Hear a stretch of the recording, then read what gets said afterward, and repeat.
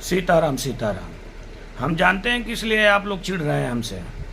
मैंने यही मना किया था आप लोगों को कि औरतों को अंदर के कंपाउंड में झाड़ू ना लगाया दिया जाए, क्योंकि वहाँ पे साधु संत पर्याप्त हैं। मैं खुद भी हूँ।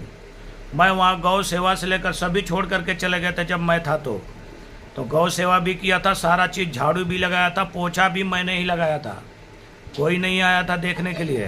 केवल सुबह शाम जो आप लोग आरती करने आते हैं उसका धन्यवाद मैं भी करता हूँ, ऐसी कोई बात नहीं है। बाकी औरतों से मैं दूर रहता हूँ, क्योंकि मैंने फैमिली अपनी छोड़ दी है, तो मैं दूसरी की फैमिली को अपने अंदर कंपाउंड के अंदर क्यों लूँ।